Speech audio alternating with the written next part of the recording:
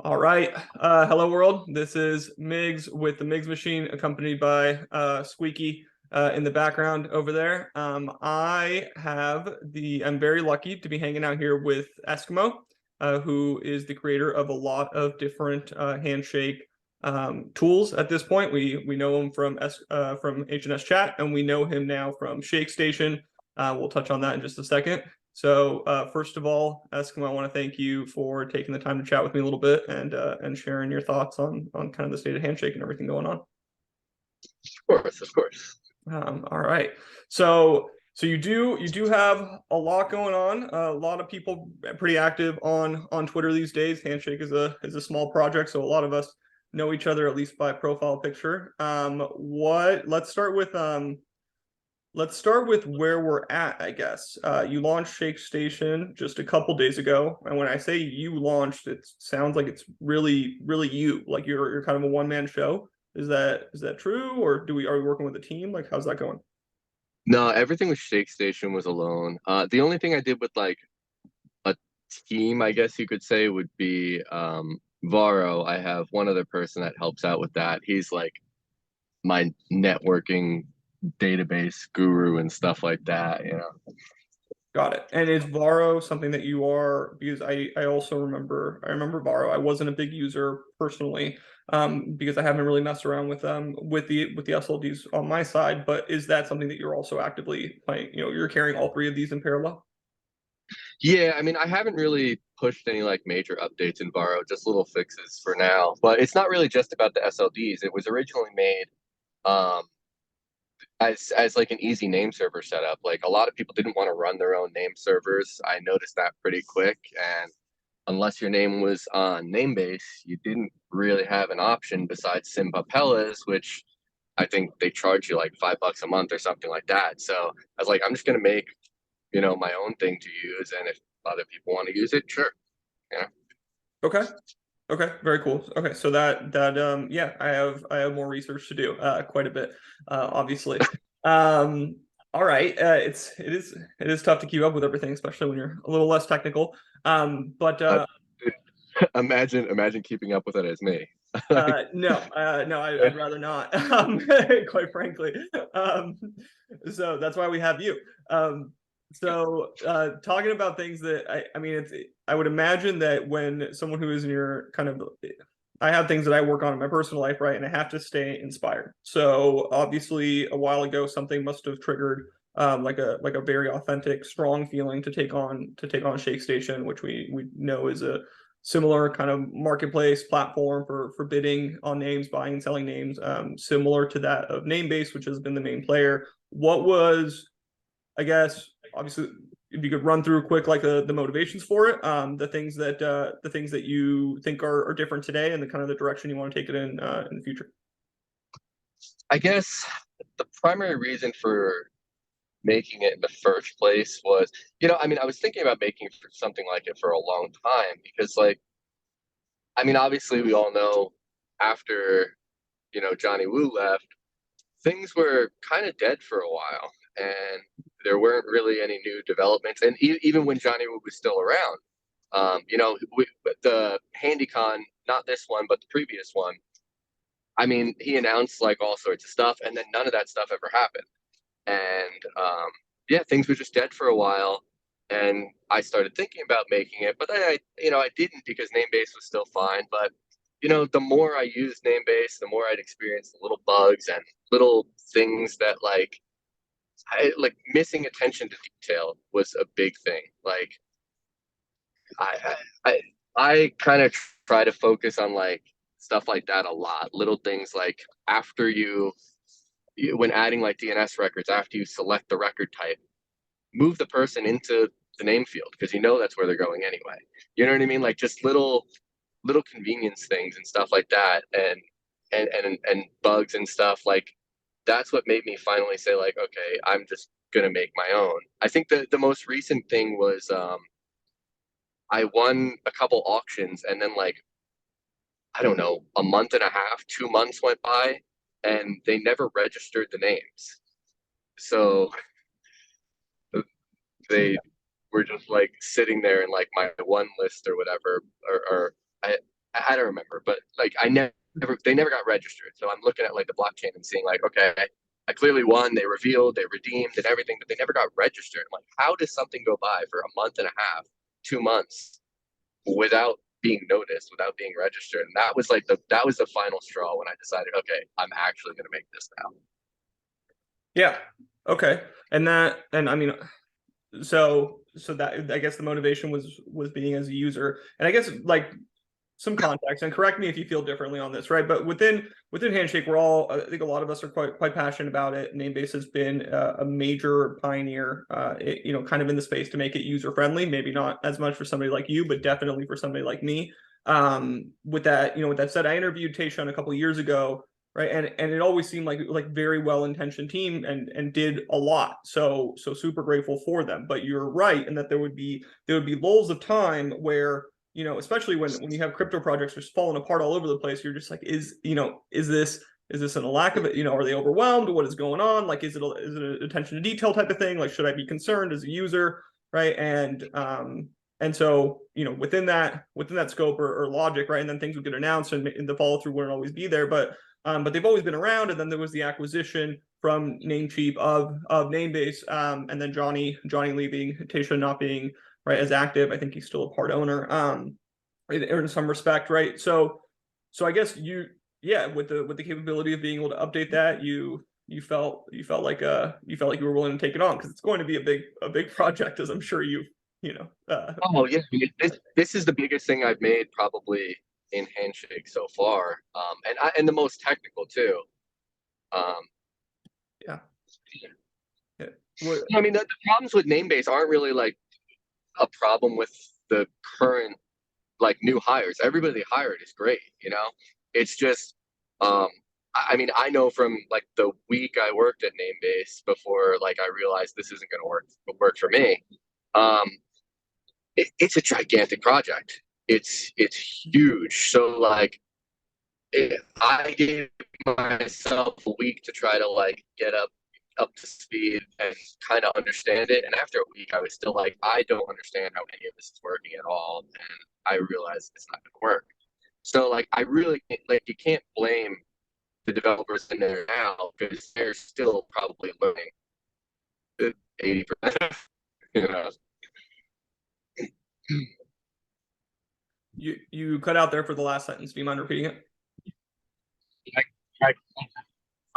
Yeah, I was just saying that you can't blame like the current developers. They're great and everything. It's just they're still catching up with learning how it all works and stuff. Yeah, that's what I've been. So like you and I have been chatting a little bit on about like small features and things like that, and I think that that's where you have, I guess advantage isn't the word, but there's a big fundamental difference is that one person having eyes on everything, which inevitably will probably be outgrown, but you're able to make adjustments fairly quickly and kind of determine the direction fairly quickly. And you're not carrying a lot of different perspectives to share, people to share perspectives with, or a lot of the weight of history, right? Kind of there are some benefits to starting out fresh. I've done that with different projects in my life, and I know that like it's nice, right? To be able to start out kind of fresh and just be like, this is the direction we're going in, and we'll pivot if needed, because you're agile. So okay, so moving, I guess that tells us how we got Yeah. here, like why we got here.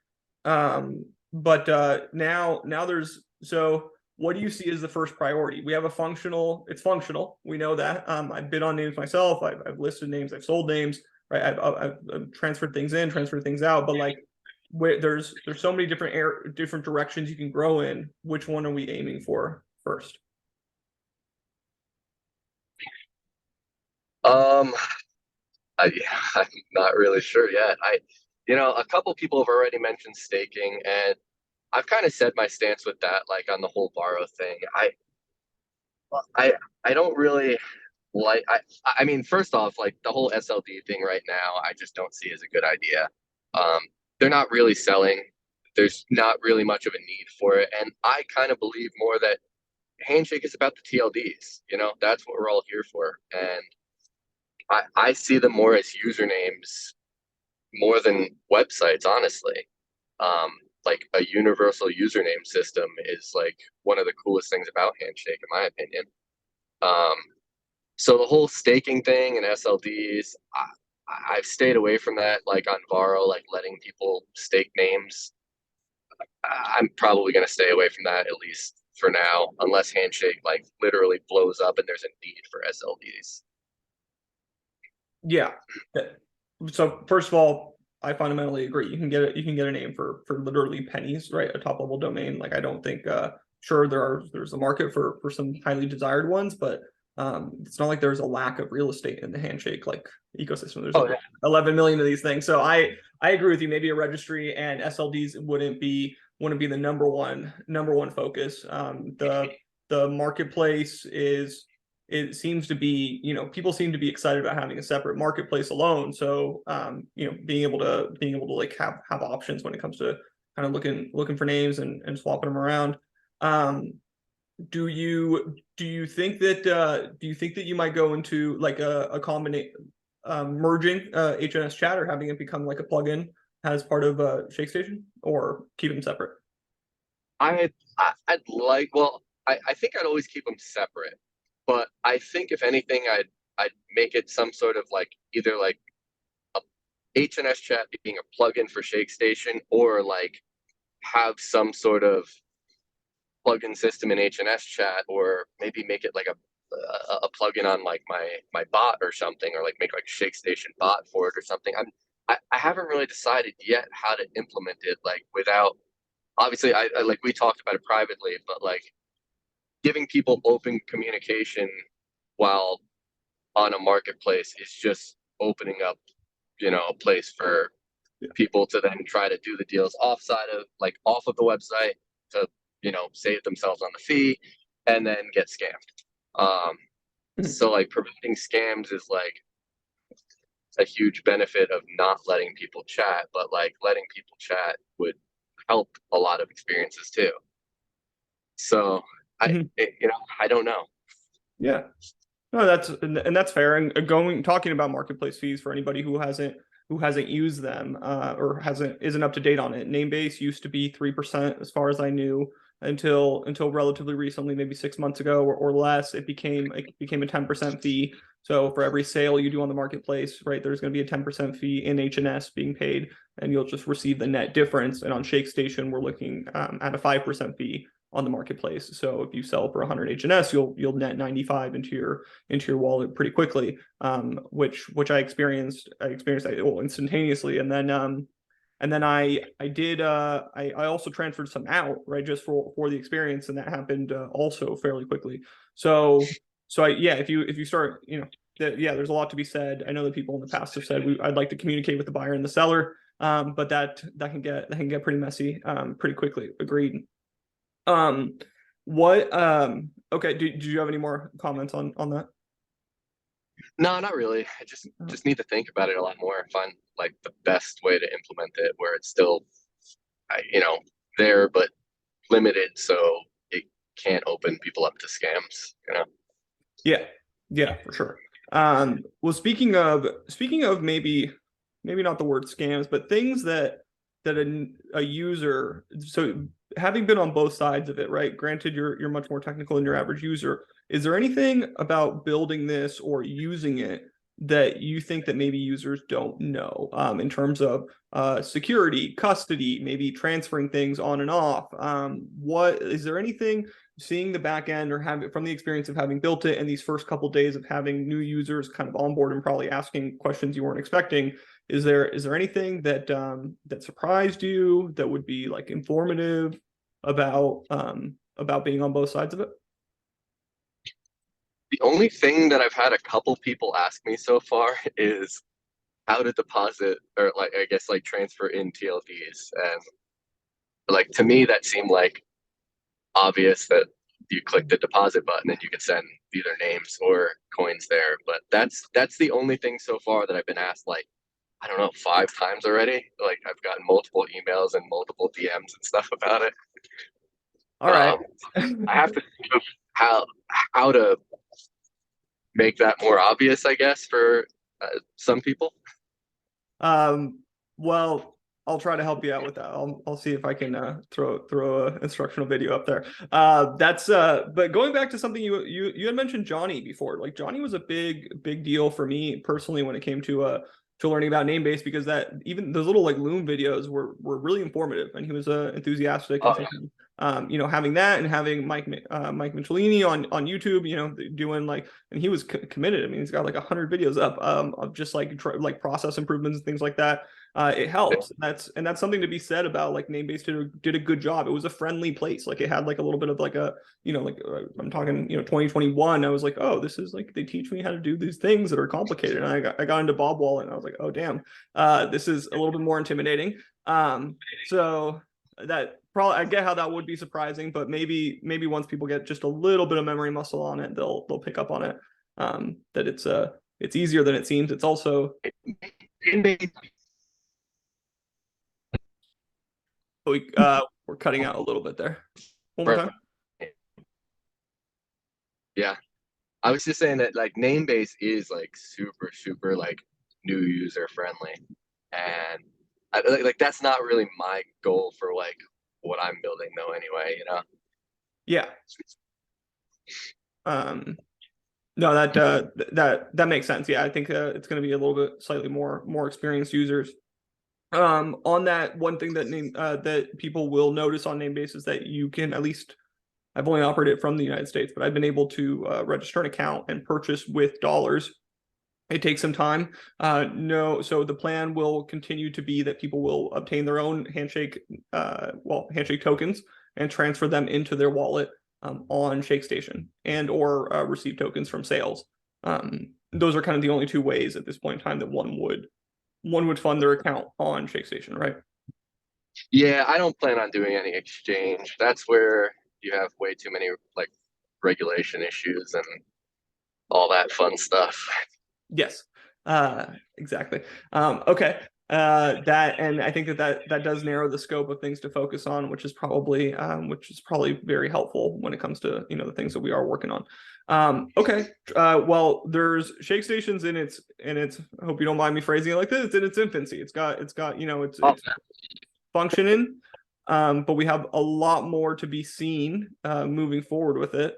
I think that's fair to say. But something that is a little bit more mature at this point is kind of the Handshake chain itself, and where we experienced the first halving a little while ago.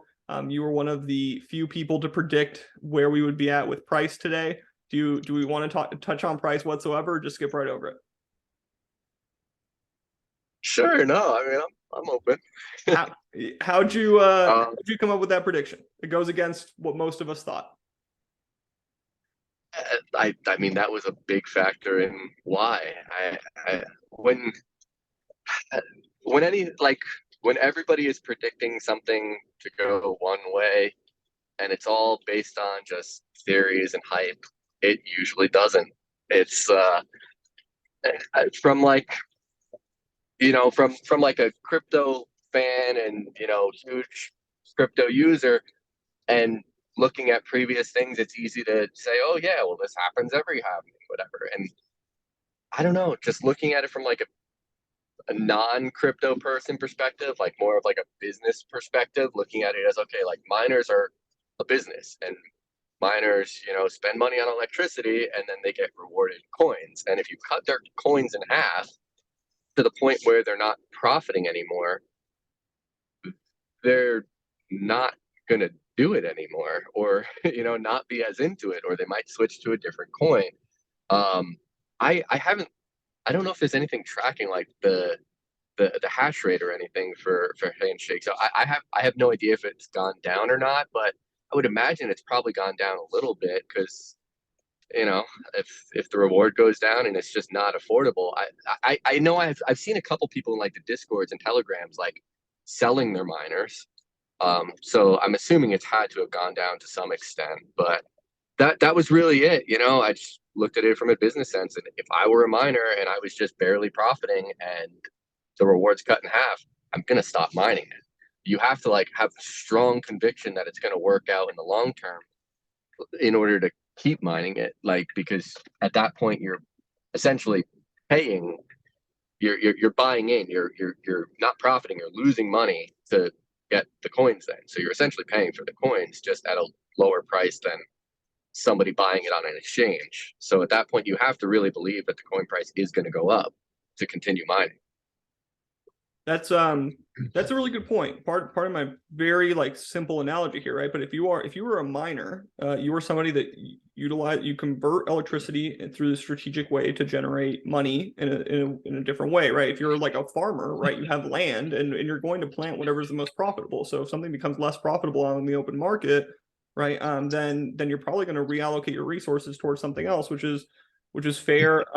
Which is fair to say. When I went to the halving party, there was a kid there. I don't mean to call him a kid, but I think he was definitely younger than me. And he's running like this mining operation in Florida. He's really bullish on Litecoin, like extremely. But he's like passionate about Litecoin. Like I wouldn't be surprised if he had a tattoo.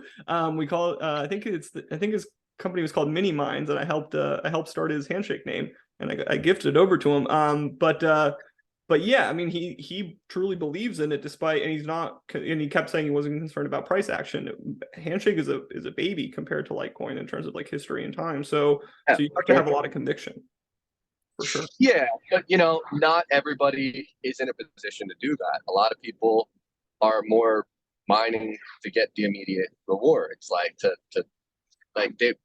not everybody's in a position to invest, essentially, and that's what mining Handshake is right now. You're investing.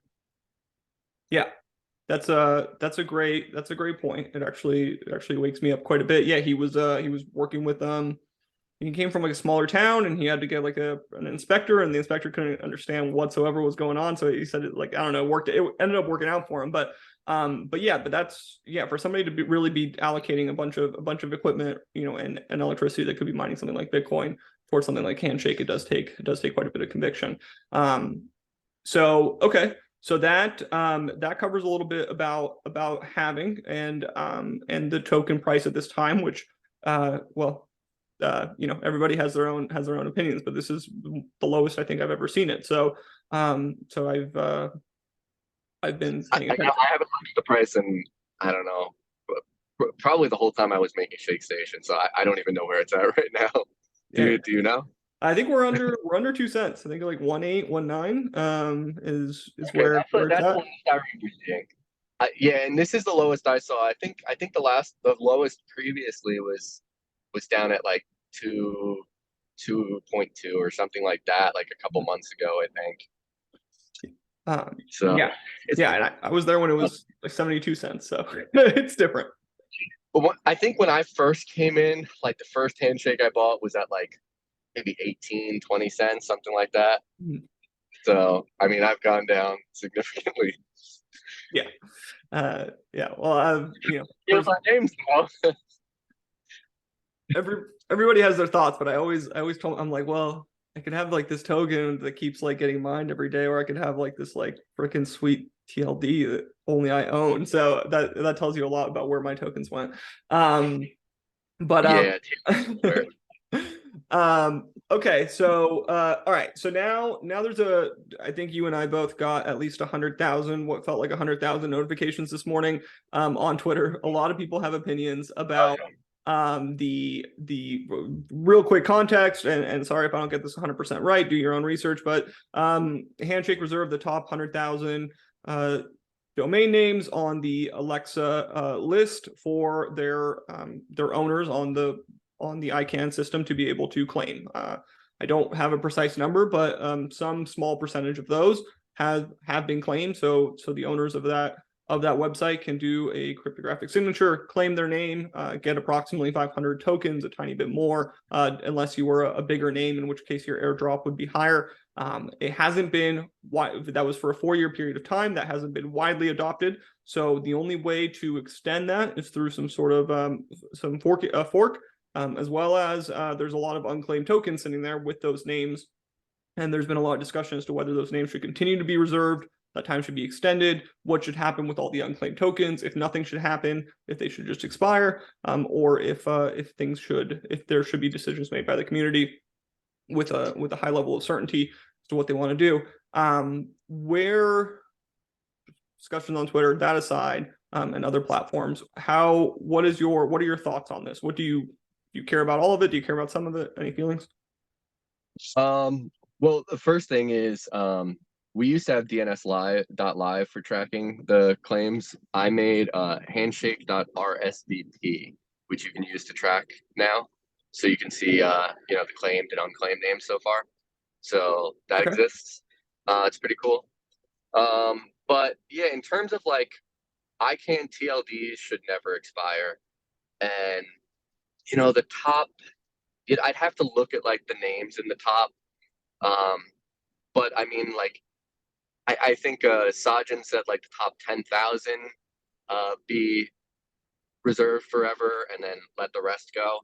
I would probably agree with that. I'd have to actually like, look at the names and see like how far down I have to go before I don't see one I know to find like the exact number. But yeah, so probably somewhere around 5, 10,000 of the top should be reserved forever. Um, but if you look at like most of the names, even in the 100K, I mean, a lot of those sites don't even exist anymore. And, are people just kind of buying the domains just to claim the handshake, which I think at this point it's probably not profitable to do anymore, but it Mhm. previously was profitable. So you'd see a lot of that. A lot of the claims were just people in the community buying an expired domain, claiming the tokens. But yeah, I don't think most of these sites are going to claim it. And most of the people in the handshake community are pretty big on gifting. So even if something does get dropped and a name that somebody wants comes along and gets scooped up by somebody, chances are it's going to get to the person anyway, whether it be for free or a very small amount of coins or something like that. Uh, So reserve wise, I don't think that all 100K should be reserved forever. okay, we touched on a lot there. I understood everything you were saying, but I want to break it down just for the sake of clarity. All I Okay, can all I can TLDs should be reserved. So we're talking about .com, .net, .edu. Those should not be messed with whatsoever ever. Is that pretty much what we established? definitely, Okay. 100%. And there's more. There's .io, there's other ones, right? And then from there, the 100,000 names were reserved for Handshake on Handshake for users of the top 100,000 most popular websites, to put it in layman's terms, right? In the normal world, right? Those websites are allowed to go and claim their Handshake name and get some tokens. Now, we think that there's people. The conversation has led to maybe we should limit that to the top 10,000, which, for example, assuming that, to your point, right? If those are really like the top 10, most common websites and we actually, they're recognizable, those should be reserved because those companies or entities have something, that's kind of worth preserving, if you will. But the other 90,000 would essentially be released into the open auction system. So that, right, if that's kind of a fair assessment, is kind I of what. think I think to look at it is like if you ask your parents, have you heard of this website? And your parents haven't heard of it, it probably doesn't need to be reserved. Mhm. At this point, your parents probably know Netflix, they know Hulu, they know Microsoft, they know Google, they know Apple, they know all those. Like anything big like that and all the news websites, whatever, like those should obviously be reserved. But I think anything else, a bunch of them are just like bullshit torrent websites that don't exist anymore and, porn sites and stuff like that. It's like nobody cares. That doesn't need to be reserved. So again, I don't know what the number is, but you have to try to find out at what point does like would your parents not recognize a single name anymore, and that's like kind of where you got to cut it off and let those go out to the wild. Yeah. And then to your point, and that's where you had also touched on, well, people were kind of buying up these websites just because maybe they don't exist anymore, they have expired, and they're buying them. Right. This is a very creative hacker mentality, right? Let me go buy this old website and I can use that cryptographic signature to go claim not only the TLD, which might not be valuable, right, on Handshake, but rather the tokens, which Yeah, right now isn't a bunch of money, but yeah, it's not a bad idea.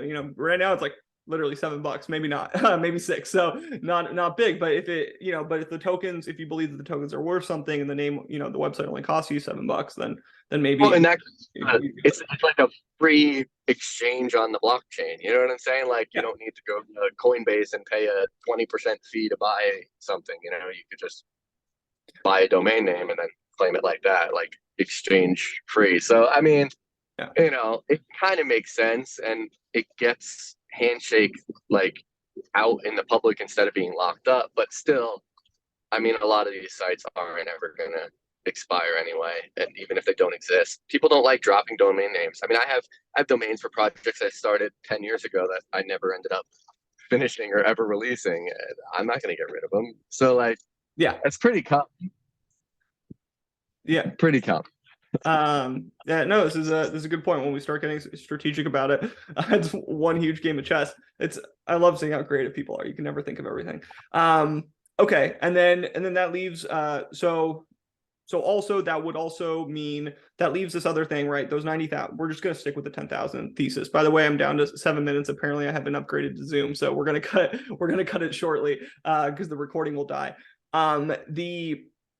So if those names aren't claimed, right, then there are respected 90,000 times 500, right, tokens that would be kind of be floating around, or they wouldn't be claimed with these TLDs. If the TLDs go to open auction, sure, you can win the TLD, but those tokens now get reserved. And I think that's what a big part of this discussion is, right?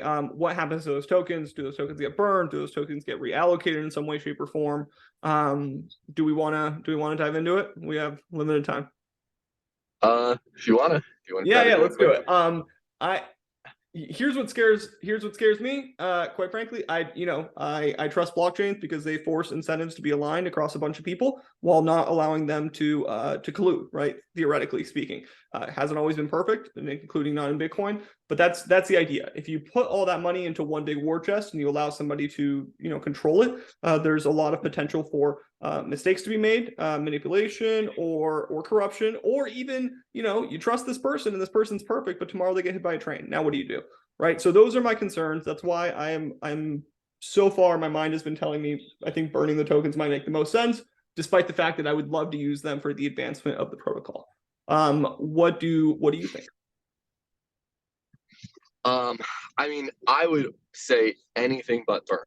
That's my opinion. Like, Okay. burning them would be really dumb.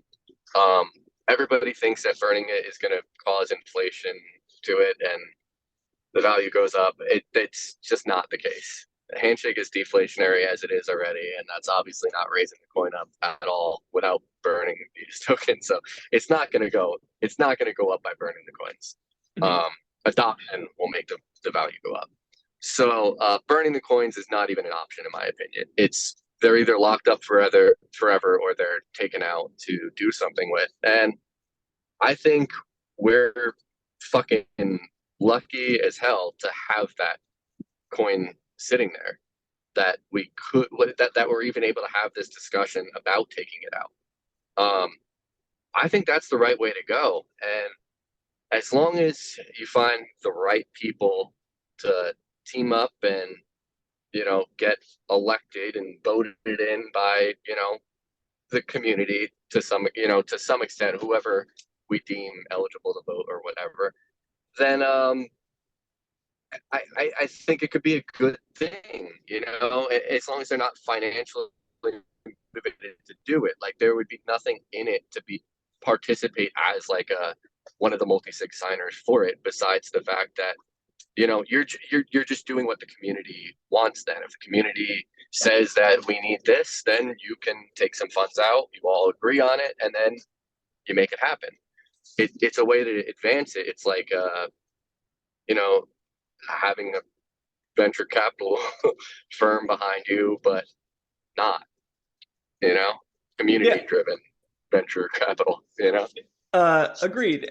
And you know what, like for as much as what I just said and things like that, in order for Handshake to have existed in the first place, you had some pretty not some people that aren't that selfish, right? Some pretty who are thinking about this pretty holistically. And I think that we do have members. The mechanics of the governance would be important, right? Which is a lot of like what Twitter went rampant on this morning.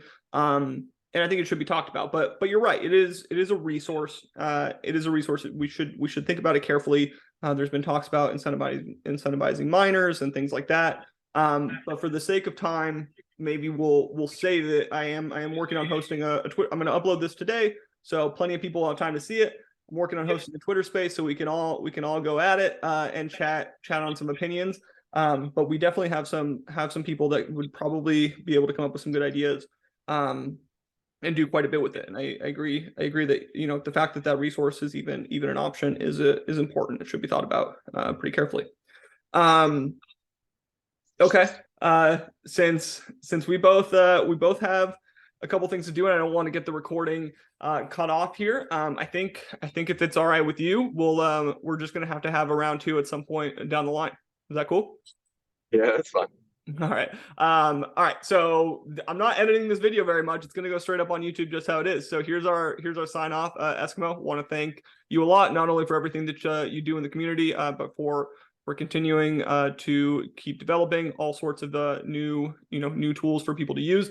It is appreciated. I will make sure to get the link for the name claim that you had mentioned. If you don't mind sending it over, I'll be sure to post it with the video.